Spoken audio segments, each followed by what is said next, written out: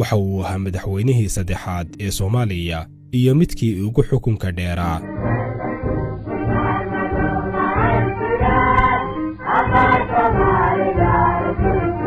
koob iyo 20 sano ayuu ahaa hoggaanka dalka iyo xoghayaha guud ee xisbiga hanti wadaagga.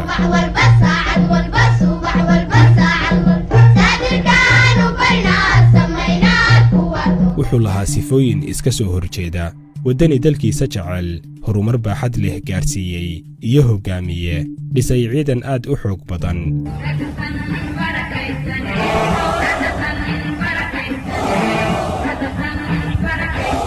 halka dhinaca kale uu ahaa keligii taliye xukun jacayl ku sifaysan, aad u necab dadka ka fikirka duwan, maalin cad diyaaradihii dagaal ee dalka ku duqeeyey dadkiisii, sidoo kalena god mugdi ah ka tuuray dalkii uu muddada dheer dhisayey. muuqaalkeenna maanta ayaynu ku dul istaagi doonnaa taariikhda muranka badan ee Jaalle Maxamed Siyaad Barre.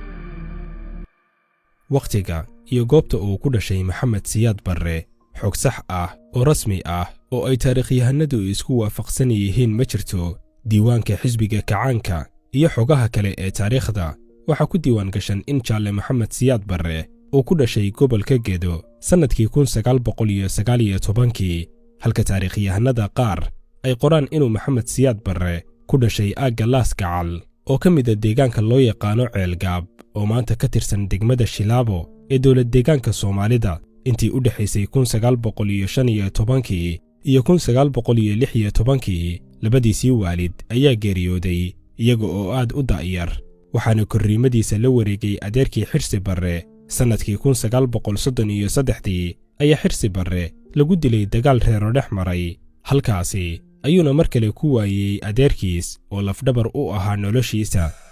sanadkii 1936 ayuu Maxamed Siyaad Barre ka soo tegay baadiyaha, waxa uu yimid degmada Dhuusamareeb, wuxuuna uga sii gudbay magaalada Beledweyne. wuxuu iska diiwaangeliyey ciidamo tababar ku geliyey xerada tababarada ee Beledweyne sanadkii 1936. markii uu tababarka dhammaystay, waxaa loo beddelay magaalada caasimadda ah ee Muqdisho si uu u qaato tababar dheeri ahna waxaa la geeyey xeradii ciidamada ee ku taalay degmada Xamar Jajab. Maxamed Siyaad Barre waxa uu ka tegey hawshiisii ciidannimada 1939 kadib markii loo soo sheegay geerida laba adeeradiis ah oo kala ahaa Jaamac Barre iyo Maxamed Barre, wuxuuna aaday deegaanka Ulasan oo ka tirsan degmada Dhuusamareeb oo ay qoyskiisu degganaayeen. sanadkii 1941 markii uu Ingiriisku kala wareegay awooddii dalka Soomaaliya taliskii Talyaaniga oo dagaalkii labaad ee dunida lagu jabiyey, Maxamed Siyaad waxa uu ku biiray ciidankii Ingiriiska, wuxuuna dallacaddii ugu horeysay oo ahayd alifle helay sanadkii 1941. alifkii labaad wuxuu qaatay sanadkii 1944, waxaana waxbarasho loogu diray magaalada Nairobi ee dalka Kenya, dugsiga la yiraahdo Guinness School. tababarkaasi kadib ayuu noqday kormeere koobaad.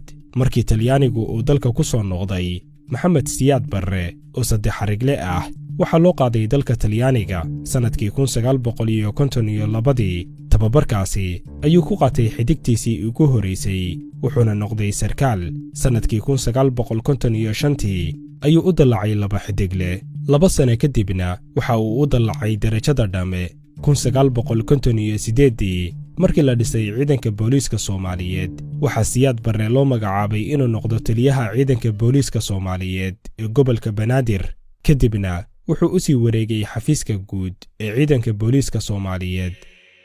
12 bishii afraad sanadkii 1960 waxaa la dhisay ciidankii xoogga dalka Soomaaliyeed, waxaana taliye looga dhigay Generaal Daa'uud Cabdulle Xirsi. Maxamed Siyaadna waxaa loo magacaabay taliye xigeenka ciidanka xoogga dalka dagaalkii Itoobiya iyo Soomaaliya ee sanadkii 1964. ciidankii xoogga oo markaasi waqti yar jira ayaa dagaal la galay awooddii Itoobiya si geesinimo leh ayayna uga difaaceen xuduudaha dalka. muddo kadib sanadkii 1965 Generaal Daa'uud ayaa xanuun ugu geeriyooday magaalada Moscow ee dalka Ruushka. Maxamed Siyaad Barre ayaana loo magacaabay inuu noqdo taliyaha ciidanka xoogga dalka Soomaaliyeed wuxuuna u dallacay darajada sarreeya guuto intii u dhaxaysay 1960kii iyo 1969kii waxaa dalka ka talinayay dawlad rayid ah oo qaab doorasho talada ku heli jirtay nidaamka siyaasadeed ee dalka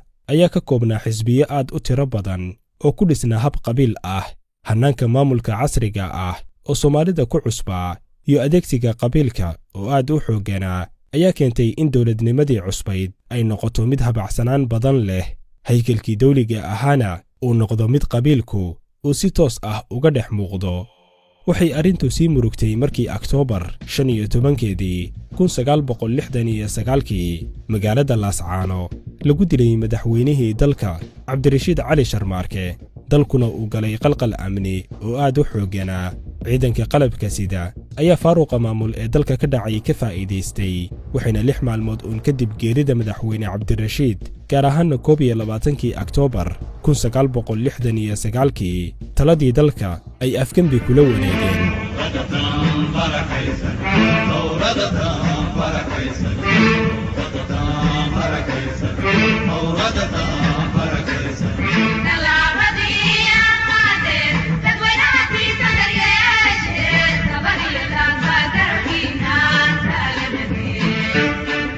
waxaa afgembiga hogaaminayay 20 sarkaal oo xoogga dalka Soomaaliyeed ah iyo 5 sarkaal oo booliis ah waxayna ku dhawaaqeen in dalku uu galay kacaan military xukunkana ay la wareegeen ciidamada qalabka sida waxaa la kala diray baarlamaankii dastuurkii ayaa meesha laga saaray waxaana la mamnuucay xisbiyadii siyaasadda madaxdii dawladdii rayidka ahaydna xabsiga ayaa loo taxaabay dadweynaha ayaa ku soo dhoweeyey caleemo qoyan iyo rayn ciidamadii qalabka siday ee hormuudka u ahaa afgembiga waxayna u arkeen tallaabo geesinimo leh oo horey loo qaaday ciidankii hoggaanka la wareegay ayaa ku dhawaaqay golaha sare ee kacaanka oo uu hogaaminayo Jaalle Maxamed Siyaad Barre kuwaasi oo noqonaya hay'adda ugu sareysa maamulka dalka sidaasi ayayna taladii dalka faraha shacabka uga baxday nidaamkii dimuqraadiyadeed ee curdinka ahaana meesha looga saaray 3 bilood kadib afgembigaasi waxaa la yeegleelay hay'adda nabad sugidda qaranka Soomaaliyeed waxaana madax looga dhigay xubin ka tirsan golaha sare ee kacaanka oo ahaa Axmed Saleebaan Dafle sidaasi oo kale waxaa la sameeyey maxkamadda sare ee qaranka waxaana garsoorayaal ka ahaa xubno ka tirsanaa golihii sare ee kacaanka sidoo kale golihii sare ee kacaanku waxay sameeyeen golo wasiiro ah oo rayid ah oo lagu xulay aqoon iyo karti waxaana lagu dhawaaqay in shaqaalaha dawladda lagu dooran doono maxaa taqaanaa ee aan lagu salayn doonin yaad taqaanaa shacabka ayaana aad ugu riyaaqay dardarka xoogga leh ee uu kacaanku la soo shacbaxay falsafadda uu kacaanku ku shaqaynayay waxay ahayd hanti wadaag laga soo minguuriyey filosofiyaddii Karl Marx oo Jarmalka u dhashay iyo Vladimir Lenin oo ahaa asaasihii midowgii Sofiyeetka wuxuu fikirkani ku dhisnaa hab dadku ay isku wada dabaqadii yihiin wax kastana ay dawladdu leedahay waxa la hirgeliyey nidaam iska wax u qabso ah oo lagu dhisay wadooyin dugsiyo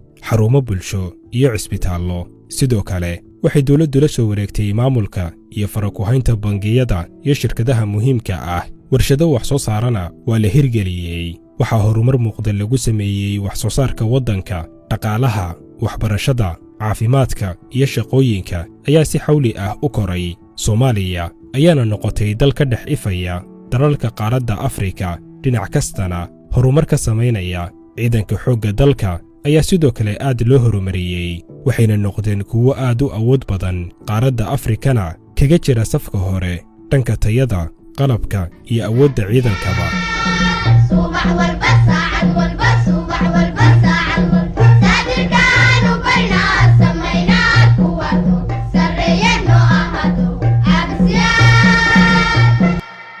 kacaanka hortiis waxa waddanka wax lagu qori jiray oo xafiisyada dawladda ka shaqayn jiray waxna lagu baran jiray afaf kala gedisan sida Carabi, Talyaani iyo Ingiriisi maamulkii kacaanka ayaa magacaabay guddi ka soo tala bixiya qoridda af Soomaaliga oo ka koobnaa 22 xubnood doodo iyo aragtiyo kala duwan kadib waxa la meelmariyey in la qoro farta rasmiga ah ee luqadda Soomaaliga waxaana bilowday olole lagu baahinayo qoraalka farta Soomaaliga ololuhu wuxuu bilowday bishii saddexaad sannadkii 1974 si loo helo awooddii shaqaale ee hawsha qaban lahayd. Dugsiyadii ayaa la fasaxay muddo 1 sano ah, ku dhowaad 1 milyan iyo 300,000 oo qof oo isugu jira ardaydii dugsiyada iyo macallimiintii ayaa loo kala diray daafaha dalka, gaar ahaanna baadiyaha, si ay dadka baadiyaha ku sugan u baraan qoridda Farsoomaaliga, sidoo kalena sare loogu qaado heerka qorista iyo akhriska ee dadka Soomaaliyeed.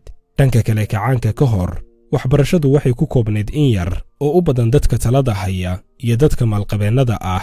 Dugsiyada dalka ka dhisanna aad ayay u koobnaayeen, mana jirin aqoon heer jaamacadeed ah oo ka jirta gudaha dalka. Si baahidan loo daboolo, waxaa la furay jaamacaddii ummadda Soomaaliyeed oo 15 kulliyadood ka koobnayd. Waxbarashadii waxaa laga dhigay lacag la'aan, waxaana la dhisay dugsiyo badan. Horumaradan baaxadda leh waxaa lagu gaaray intooda badan 7 sano ee ugu horeysay curashada kacaanka. Ammaanta ugu weynna waxaa qaatay hoggaankii kacaanka oo ahaa Jaalle Maxamed Siyaad Barre, wuxuuna noqday haliyey ummadda u soo baxay wakhti ay u baahnayd. Dagaalkii 1977 ee dhex maray Soomaaliya iyo Itoobiya ayaa sidoo kale ka mid ah arrimaha xasuusta mudan ee hoggaamintii Maxamed Siyaad Barre. Dagaalkan oo saameyn kala duwan lahaa ayay markii hore ciidankii xoogga dalku ku guulaysteen inay gacanta ku dhigaan gobolka Soomaali Galbeed, balse markii dambe huwantii midowgii Sofiyeedku hoggaaminayay ayaa ciidamada Soomaaliyeed dib u soo riixay. Waana halkan meesha ay ka bilaabanayso saamaynta adag iyo liicidda hannaankii dowladnimada Soomaaliyeed. Marka laga soo tago horumarka baaxadda leh ee uu dalka gaarsiiyey, haddana Maxamed Siyaad Barre waxaa lagu sifeeyaa inuu ahaa keligii taliye, nacab dadka ka aragtida duwan. Bilowgii horeba waxay isqoonsadeen saraakiil ka mid ah kuwii ugu saamaynta badnaa madaxdii kacaanka. 2 sano kadib curashadii kacaanka, Maxamed Siyaad waxa uu xiray raggii ugu sareeyey kacaanka sida Jenaraal Salaad Gabayre iyo Jenaraal Maxamed Caynaanshe. 2 ninba waxaa laga saaray golaha sare ee kacaanka. Waxaa sidoo kale laga dhigay dhammaan garaadadii ay haysteen. Markii dambena waxaa labadooda lagu toogtay iskool boolisiya, iyaga oo lagu eedeeyey inay ka soo horjeesteen mabaadi'dii kacaanka. Jaalle Siyaad waxa uu si indhala'aan ah u qaatay afkaartii shuyuuciyadda oo markaasi si xawli ah ugu fidaysay dunida saddexaad. Sannadkii 1975 madaxweyne Maxamed Siyaad ayaa soo saaray xeerka qoyska, kaasi oo simay dhaxalka ragga iyo dumarka, sidoo kalena qeexayay shuruuc badan oo maqaasidda diinta lid ku ah. Shacabka ayaa aad u kacay kana dhidhiyey xeerkan cusub. Culimmada ayaa ahayd kuwa ugu horeeya ee diiday xeerkan. 10 ka mid a culimmadii ugu cadcadda ayaa la soo taagay maxkamadda badbaadada qaranka, waxaana lagu xukumay dil toogasho ah, halka 18 kalena lagu xukumay xabsi 20 ilaa iyo 30 sano u dhexeeya. 23 bishii koobaad 1975 raadiyo Muqdisho ayaa laga sii daayey war argagax leh oo sheegaya in dil toogasho ah lagu fuliyey 10kii wadaad ee maxkamadda badbaadada qaranku ku xukuntay dilka. Kadib guuldaradii dagaalkii 1977 waxaa dalka soo food saaray dhibaatooyin dhaqaale iyo siyaasadeed. Xagga dhaqaalaha waxaa si xaddhaaf ah u batay deymihii dibadda iyo kuwii gudahaba. Waxaa meesha ka baxay gebi ahaanba kaalmadii dhaqaale iyo militari ee midowgii Sofiyeedka. Gudaha dalka waxaa bilowday guux dadweyne iyo caro xagga ciidanka ku baahday. 1978 waxaa dhicisoobay afgembi lala maaganaa in lagu rido xukuumaddii Siyaad Barre, waxaana la toogtay 17 ka mid a raggii afgembigaasi lagu tuhmay. Wixii xilligaasi ka dambeeyeyna dalku waxa uu galay jahwareer siyaasadeed iyo jabhado dagaal ku ah dowladda. Maxamed Siyaad Barre ayaa wajahay waqti aad u adag oo ku aadan hoos u dhac ku yimid saaxiibadii caalamiga ahaa ee ay lahayd Soomaaliya iyo xiriirkii arrimaha dibadda oo hoos u dhacay. Dhaqaalaha dalka oo burbur ku dhowaaday iyo nolosha dadweynaha oo ciriiri aad u ballaaran gashay. Sannadihii 80meeyadii ayaa waxaa si hoose qayb u daciifay tiirarkii dowladnimada sida amniga, cadaaladda iyo xakamaynta dhaqaalaha. Maxamed Siyaad Barre oo shakhsi ahaan aan ahayn mid ku suntan xatooyada xoolaha dadweynaha ayaa haddana awoodi waayey inuu xakameeyo boobkii hantida dadweynaha ee sida xawliga ah ku socotay. Qabyaaladda ayaa gaartay heerkii ugu saraysay. Reer kastana waxa uu samaystay jabhad magac qabiil huwan oo dagaal kula jirta xukunkii Jaalle Maxamed Siyaad Barre. Gadoodka ugu badan waxa uu ka dhacay gobollada waqooyiga ee dalka, waxaana dagaal adag uu halkaasi ku dhex maray dadkii deegaanka iyo ciidankii dowladda ee ka amar qaadanayay Siyaad Barre. Maxamed Siyaad ayaa awood xaddhaaf ah u adeegsaday gobollada waqooyi iyada oo aan loo kala meeldayin ciidan iyo shacab toona. diyaaradihii ciidanka cirka Soomaaliyeed ayaana duqeymo arxan daran lagu geystay magaalooyinka iyo tuulooyinkii deegaanadaasi. shacab aad u badan oo aan waxba galabsan ayaana halkaasi si arxan darro ah lagu gumaaday. bilowgii sannadkii 1990 maamulka dalku waxa uu ahaa qalfoof ahaan keliya mid u jira, meel kastana waxaa laga dareemayey musiibada soo dhow iyo mugdiga sii baahaya. dilka iyo fawdada ayaana caadi noqotay. jabhadihii ayaa magaalooyinkii waaweynaa irdaha u fadhiistay. macluusha iyo dhaqaale yariduna xadkii ayay dhaaftay. 15 bishii saddexaad sannadkii 1990 waxay sabaabulay 114 qof oo u badnaa waxgaradkii dalka, sida siyaasiyiin hore, aqoon-yahano, culimo iyo hogaamiyeyaal dhaqan oo dareensanaa dhibaatada soo socota. waxay warqad u direen Maxamed Siyaad Barre si xalka wax looga bedelo. warqaddaasi oo la magac baxday manifesto. dadka warqaddan saxiixay waxaa horkacayay madaxweynihii koowaad ee dalka Aadan Cadde, Generaal Maxamed Abshir oo ahaa taliyihii ugu horeeyey ee booliiska Soomaaliyeed, Sheekh Mukhtaar oo ahaa guddoomiyihii ugu horeeyey ee baarlamaanka Soomaaliya, Dr. Maxamuud Sheekh Axmed oo ahaa guddoomiyihii maxkamadda sare, saraakiil ciidan, wasiirro hore sida Xaaji Muuse Boqor iyo Dr. Ismaaciil Jimcaale. nuxurka warqadda ayaana ahaa in caburidda shacabka laga daayo, sidoo kalena xukunka gacanta shacabka dib loogu celiyo si loo badbaadiyo dalka.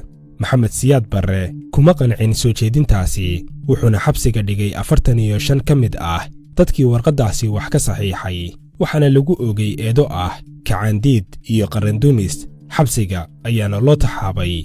cadaadiska gudaha iyo kan dibadda ayaa gaaray halkii ugu saraysay, kadibna raggan ayaa xabsiga laga sii daayey.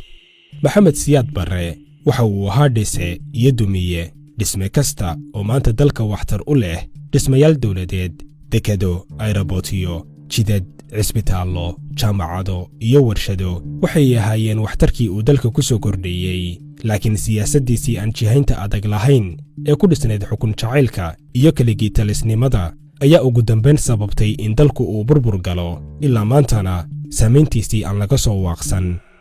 burburkii kadib waxaa dalka ka dhacay dagaallo sokeeye. waxaa bilowday kooxaysi. magaalo kasta oo dalka ah waxaa qabsaday hogaamiye kooxeed.